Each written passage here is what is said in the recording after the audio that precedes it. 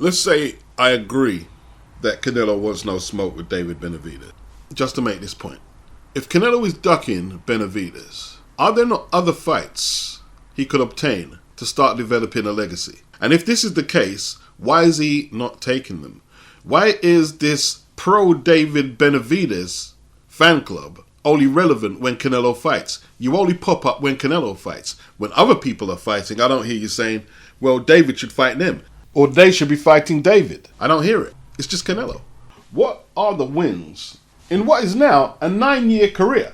He's been a pro as long as Anthony Joshua. Joshua has losses, but he's been a 2-time unified champion. There's a reason Joshua has losses and David doesn't, even though they've been a pro a similar amount of years. Canelo has 2 losses on his record. Do you know why?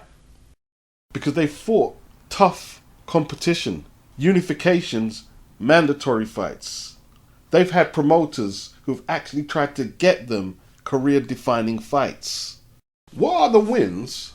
Where are the wins on his resume to suggest that the cash cow of boxing has to take this fight? What are the wins? What is it he's done?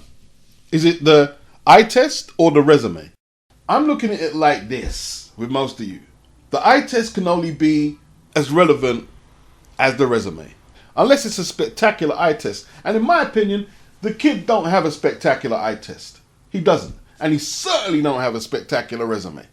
Stopping David Lemieux in 3 at 168 at this stage of David Lemieux's career doesn't scream out that you deserve a super fight. And I have no opposition to Canelo taking the fight. I have none. But to me, it's at Canelo's discretion because Benavidez is not an outstanding fighter at 168 or no weight. He's done nothing outstanding that anyone has to bow to his demands for a fight. He's not there. How serious is David? What was just a couple of years back, he blew his belt because he couldn't make the weight. 2020. If you had a belt when Canelo was going for this undisputed thing, you'd have more chance of cornering him. But you couldn't even make the weight. Did he lose another belt because he was taking recreational substances? Now, don't get me wrong. Canelo got banged up for whatever he took. Clenbuterol. But he was already a draw by that time. And before anyone thinks this is some big Canelo fan, I was the only one who done an extensive video on the damage control around that clenbuterol situation. When they held that press conference and the doctors, legal people in there, Canelo-friendly media, the WBC representatives explaining away his case and how the ruling with clenbuterol eventually got changed to accommodate cheats like Canelo. But we're talking about one particular thing here. So let's not jump all over the place. Back to David. When you're not a draw, you got to be immaculate. You got to be ready. You've got to not eat too much and you've got to make the weight. You've got to be not taking whatever. You've got to be not taking them substances. You've got to not lose your belt twice without a punch even being thrown like that. That's how Caleb Plant, his stablemate on the PBC, got his fight. He held his IBF belt hostage. This kid couldn't do it because he blew it. And he doesn't have a good resume. He's not like Marvin Hagler when Tip O'Neill, a politician from Boston, saw his plight that he deserved the title shot and was being avoided and told Bob Arum there's going to be trouble if you don't get Marvin a title shot. And Bob Arum will tell you, yo, I got him the shot. I gave Marvin the shot against Vito Antuofermo. I don't see that. I see a fighter being weaponized against Canelo. Because when Canelo ain't fighting, this kid disappears. His fan base who are saying Canelo is ducking him disappeared. They disappeared. They're out of sight, out of mind. And you don't hear about him taking any good fights or anything. And he's been a pro for 9 years. He's been on the PBC since it began. And they haven't got him one significant fight yet. And that's Canelo's fault? Or Al Heyman's fault? Or David Benavidez's fault? Or his management for pricing himself out of the Andrade fight? We want $7 million. You had the belt. All you had to do is what Caleb did, is keep hold of the belt. I give credit to Caleb for this.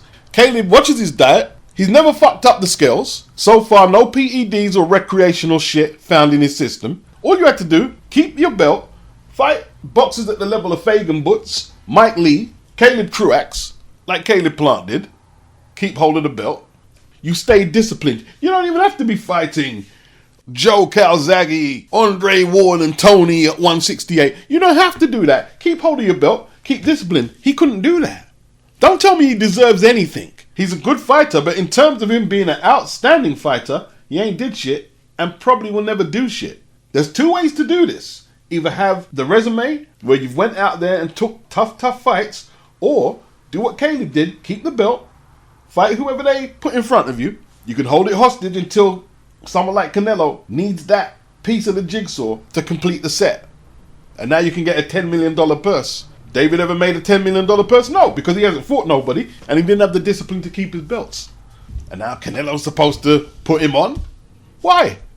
He wouldn't even put himself on. A few of them 168-pound belts have been around PBC territory for the last 4 or 5 years. But did Al Heyman make a unification between Caleb and David or Anthony Durrell? Nope. When did Canelo fight last before Golovkin free? Bivol. When he was fighting Bivol, whose name came up again? So basically, every time Canelo fights, you're going to bring out the David Benavidez. Look, Canelo, look. It means nothing to me.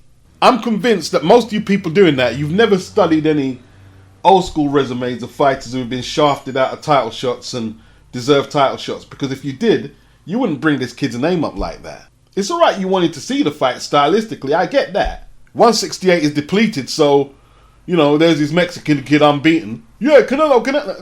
No. I'm not opposed to the fight, but it's at Canelo's discretion because of what David hasn't done in his career. Who you guys are saying David is and who he actually is two different things. And if you don't realize that, you're just the most deluded bastards ever. You know, like Caleb played it the right way, didn't it? It worked out for Caleb, but that didn't work out for Andrade. Andrade had the last piece for undisputed for Canelo at 160, but Canelo didn't fight him. But at least Andrade had the bargaining chip and Canelo rejected it. This kid has nothing. He has nothing. Maybe he'll get mandated at some stage, I don't know. There's only a few of you who want to see the David Benavidez fight. For the most part, people know you're weaponizing him against Canelo because there isn't really no one there at 168 to fight him. Canelo has options at 168, 175. At 175, there's challengers, opponents, with guys with better resume than David Benavidez. That's the truth. He doesn't have to curtail to this kid here. David Benavidez is not an outstanding contender. He isn't. And I know boxing. I don't care what nobody says. I know boxing. I know history. I know fighters who have deserved shots and ain't got them. I've covered it all throughout my channel. And this ain't it. You know what's a shame? Is some of you didn't save that passion or have that passion when Canelo was at 160. And all he needed to do was fight Andrade to become undisputed. Shame you didn't show that same passion for Andrade that you're displaying for this kid here, who doesn't even have the discipline to hold his belts in case an opportunity of unification or undisputed comes along. But as a British boxing fan, the whole assumption that David is better than Callum Smith or even Billy Joe Saunders is an insult. A total insult. Why? Because he lives round the corner from you. Because you relate to him more. He's done nothing in his career. When are you going to get that into your head? Here's a statement David Benavidez made recently. The PBC were making each other look effing stupid because nobody's fighting each other. He said, nobody's fighting each other. So he's acknowledged the PBC are not doing a job. You know, then he's waffling about him and Caleb and Durrell going back and forth and no fights happening. Boring. So he's acknowledged the PBC are not doing the job they're supposed to. But apparently his dad is talking about they want to stay with PBC for life. So now all we can expect is fights with Caleb, Jamal and whoever are not going to be made. And the only thing the PBC are going to do is Canelo. Boring. It's weird, isn't it? 1 minute, the PBC is talking about fighters are on the wrong side of the street. But on the PBC side of the street, they seem reluctant to fight each other. And now you want Canelo to cross back over to that side of the street when David ain't got a belt. He's got nothing to offer Canelo in terms of legacy. Nothing. Nothing at all. If he blows him away easily, what are they going to say? Oh, well, David never fought anybody. He was untested. They got some fucking ego over there. You know what I mean? Like, David has to realize you're no different than Caleb Plant. Only Caleb had a belt. You think Canelo would have went over to the PBC if Caleb didn't have a belt? No. Tell you what, let him re-sign with the PBC and fight nobody and keep screaming out Canelo's ducking him. Because that's all he's good for. That's all he's good for. Why don't you cross over to DAZN and try and get some fights over there or cross over to Top Rank. Try something different. Hasn't he seen there's been a reluctance to make fights? How long has this Crawford and Spence situation been sitting around? Oh, it's on. Oh, we don't know. Like, the person who shared this on Twitter said this might piss off Al Heyman. Piss him off to do what? To get him less fights than he's getting now. You've hit the nail on the head. Like, David's taking it out on Canelo when it's Al you need to talk to. Go look at your contract. Can you negotiate fights outside of the PBC? What's going on? There's a good chance Al is stopping him from fighting Canelo because he's not going to let him cross over to another platform to fight Canelo. But you're going to sign there again? No disrespect to David's old man, but he needs to find out if his old man's playing him, selling his son out. To me, it don't look like a good move. It doesn't look like a good move to re-sign. 9 years and you haven't had one telling fight yet? EUBANK Jr. has declared that nothing, including a public intervention from his father, will stop the Conor Benn fight going ahead. October the 8th is the date. EUBANK Sr. does not like the catchweight limit of 157. Jr. has previously campaigned at 168 and 160 exclusively. He said he can't dwell on anything other than preparing to win. Can't have negative thoughts or worries from any other people. Can't let them affect my mindset. He says he'll proceed with the fight. He said he's my father. He may be worried about me cutting the weight and all the rest, but he can't let that affect him. He's got to believe in himself. He's not saying his dad doesn't believe in him or doesn't believe that he can win, but he's saying it's a danger. Junior said he's probably right. It's a danger, but he's a dangerous man. So these are Chris's first comments on his dad disapproving of the fight, replying to his dad saying he's lost one son this year. He's not going to lose another. Junior said it's upsetting and sad that he may have those thoughts going through his head, but that's him. As a man, I've got to do what I've got to do and be able to perform at my best mentally. Mentally, you can't worry about family, friends, or what's happened in the past. I'm using my brother as fuel. I'm doing this for him. So Junior is very single-minded, and he needs to be. It's funny, he's actually inherited that single-mindedness from his dad. And now his dad, before, I won't say the biggest fight Chris has been in, he's fought the likes of Groves and Saunders and James DeGale. But the most talked about event, before the most talked about event that his son is about to participate in, you would have hoped or thought there'd be a less emotional response from Senior, as it could affect his son's performance. But losing Sebastian has obviously got to him really badly. But Junior can't afford to father his father. His father has to hold himself down while his son prepares for Conor. Now, I've gone through this fight a few times, and I don't like the 157 weight limit either for EUBANK Jr. I don't like it. But he's agreed to it.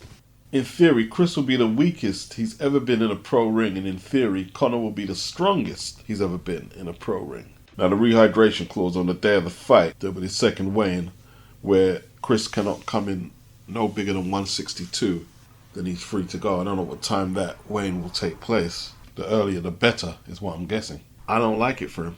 I don't like it. You know, Conor's very energetic at 147. Now, he doesn't have to cut weight at all. How much energy is he going to have? And how much energy is Chris going to lack to try and keep him off for 12 rounds? And initiate his own offense as well to try and win. Not long to go. You will see. Joyce. I heard Roy Jones talking about Joyce with Sean Porter, that he had a little interest in boxing outside his heavyweight career. And I didn't know this, and I did a little digging and I got this article, which was published earlier this year. He would rather enjoy his favourite pastimes of painting or gaming than watch a fight in his spare time. I think with guys like Joyce, having a martial arts background, they've probably got a little hybrid chemistry going on with how they box. He even said that he applied either some of the mental or physical preparation from martial arts into his boxing. He's incorporated that in. Does capoeira. I don't think in Joyce's case that him not being this big boxing addict, studying fight film, and I have to be at the big boxing event, I don't think it's a detriment to Joe. I don't think Joe is one of them guys who overthinks his boxing. Now, if he takes a big knockout defeat, that could all change. But at this point, he doesn't overthink it. He keeps it simple. He pressures you, he uses his jab. He gets hit, he keeps on coming. You know, stress management for boxers is important, and perhaps him not being so attached to the sport is his way of managing the stress before a big fight, during training camps, etc. Joyce has went for a handful of trainers, Adam Booth, Abel Sanchez. He seems to have settled with Ismail Salas. Joyce takes on Joseph Parker this Saturday. Parker said, "We should leave the crap talking to Fury and Wilder." He also told Joyce that some of the Manchester crowd will be supporting him, that Manchester's more of a home to him, and he's from New Zealand. In fairness to Joe, he's made the UK work for himself. Parker's made some good purses out here, even the Hughie Fury purse. Mick Hennessy had to break the bank to pay him. And then since then he's fought AJ, Dillian, Derek Chisora twice, and now Joyce. He signed a deal with Sky over here. It's interesting Joyce would say that. Frank Warren claims that Joe Joyce is the A-side, not Joseph Parker, because Joyce is from the UK. But Parker has been in the bigger fights over here. Dillian, AJ, Derek Chisora twice, Hughie Fury.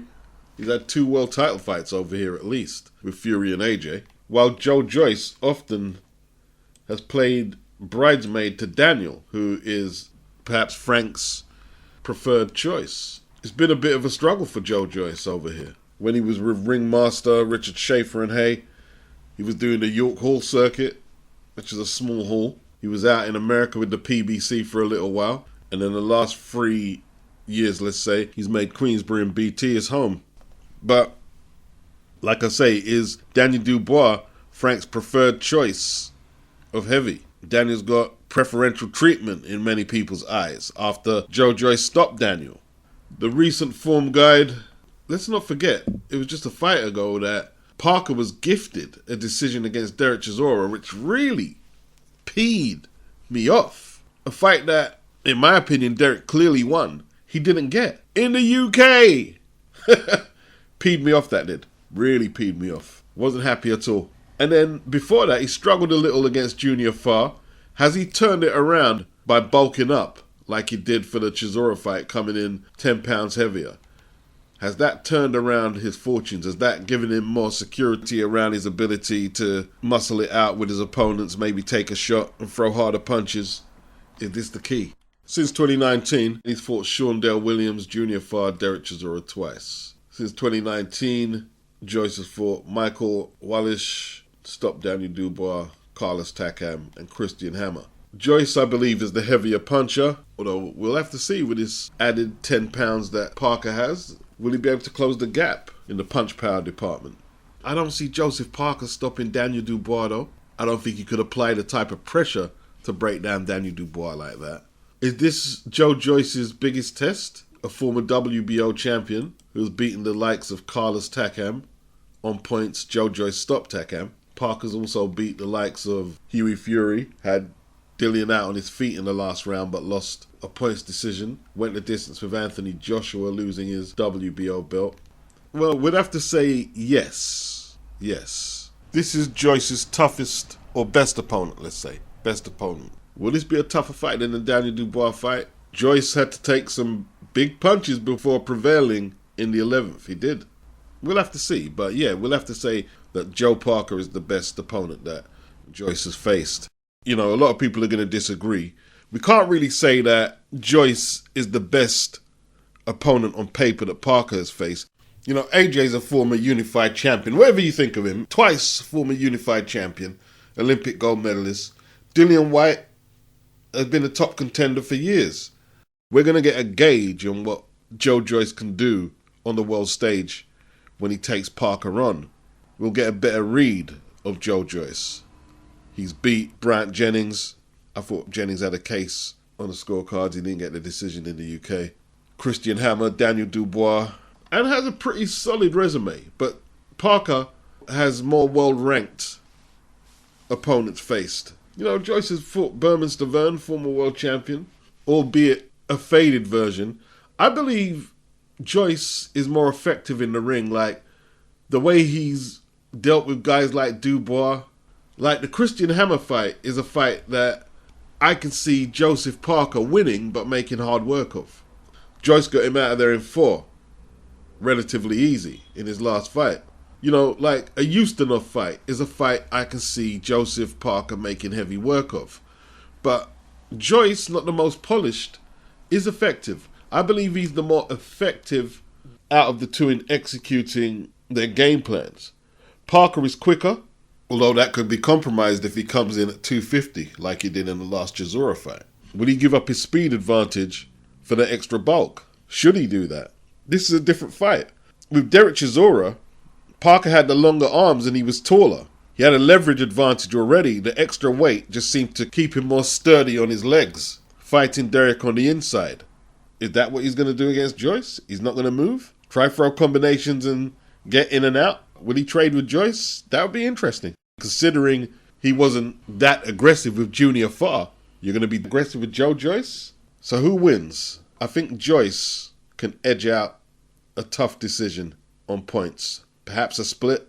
I'm going to go for Joe Joyce on points. Not a stoppage, on points. 520 I believe they said. Triple G, Canelo 3 flopped. They had to get way over 600,000 just to break even, it was said. Obviously, the DAZN detractors and the Hearn detractors were going to milk this for what they could. But it looks like they conveniently missed out the international buys it done outside America, making the full total 1.06. Now, I'm not sure how much they sold in America and outside America. Eddie Hearn told a petulant Dan Raphael that we sold more in America than anywhere else. Sources, Lance Pugmire. Dan Raphael replied, globally, not in the US. The first two did 1.3 and 1.1 in the US alone. Apples to oranges. Well, let's look at it like this, Dan.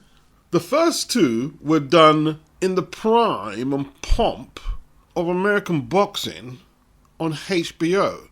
Then they ran out of the game. Now we know, due to piracy issues, competition from the UFC, do I sound like Des Sarni? And a decline in interest in the sport over there, no one's doing huge pay-per-view out there right now. So if you was expecting it to do 1.3, 1.1 in the US alone, I think you're just being a bit argumentative, Dan. The facts are, DAZN is a global platform. It's not a USA platform.